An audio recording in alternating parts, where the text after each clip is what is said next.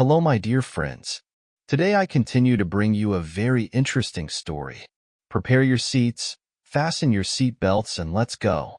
When Emily told me that her manager had invited her on a 3-week business trip to Milan, I smiled and nodded like any supportive husband would. She was over the moon, practically glowing as she explained the incredible opportunity. It's such a big deal. You know how much I've wanted to collaborate with Lucas on this project, she said, her eyes shining with excitement. I pretended to share her enthusiasm. After all, it was a fantastic step for her career, and I'd never want to hold her back. But deep down, I couldn't shake the feeling that something wasn't right. The more I thought about it, the more unease crept in. What if it wasn't just about work between her and Lucas? Maybe I was overthinking. But there was this persistent voice in my head that wouldn't let me ignore the doubts. I didn't want to accuse her of anything outright, but I couldn't dismiss the growing sense of uneasiness. So, I smiled, kissed her, and said, "Go ahead, Emily. You deserve this. I'll miss you, but I'm happy you're going." She was thrilled, buzzing with excitement as she packed her bags and talked about all the meetings, networking dinners, and opportunities ahead. Once she left, I threw myself into distractions. I hung out with friends, hit the gym, and even planned a trip to Miami with some old college buddies. But beneath the surface, I was planning something much bigger. It wasn't just about her going away, it was about us. Our marriage had been slowly unraveling for a long time. She was always busy, always too tired, always prioritizing her career over our relationship. I had started to feel like I was invisible in her life, and I had reached my limit. I wasn't going to sit back and watch her thrive while I continued to fade into the background. While Emily was enjoying Milan, I made a decision that would change everything. I filed for divorce. It was drastic, but I felt it was the only way to make her understand how far things had deteriorated.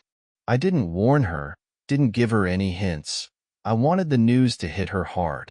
I wanted her to feel the consequences of her actions. When the papers were ready, I left them on the kitchen counter, right in plain sight, with a handwritten note on top. "I think it's time for us to move on." Then, I waited. The 3 weeks felt endless, but I kept up appearances.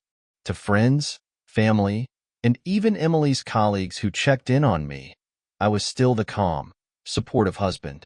Nothing seemed out of the ordinary. But beneath the facade, my decision had been made. Finally, the day of her return arrived.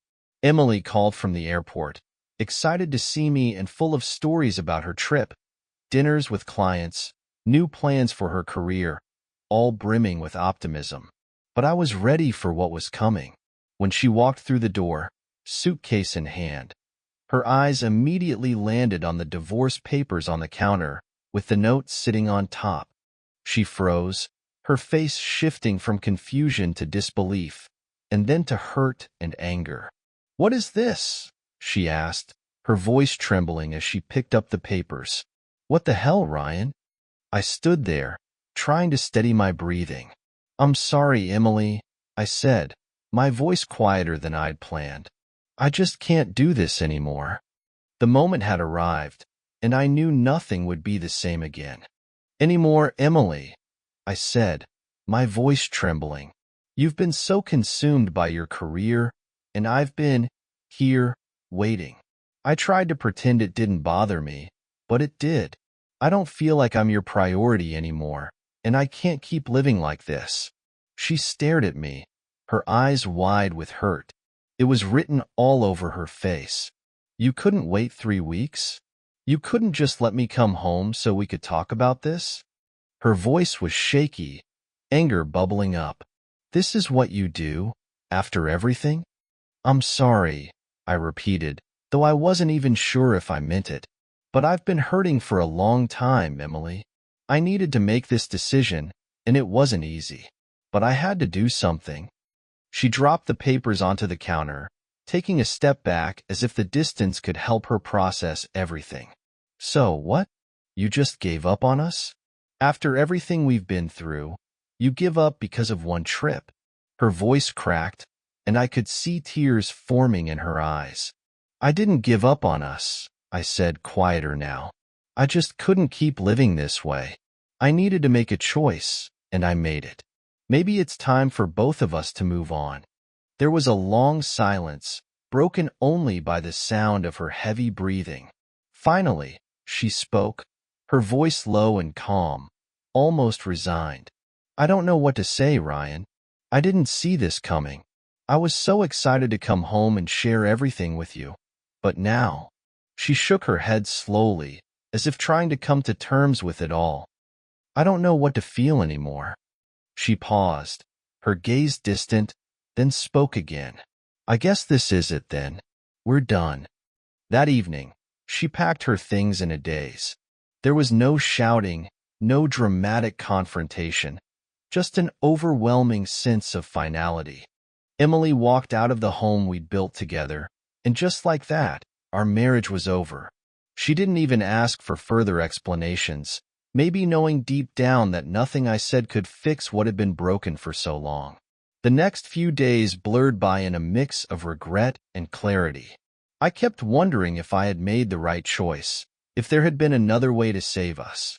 But deep down, I knew the distance between us had grown too vast.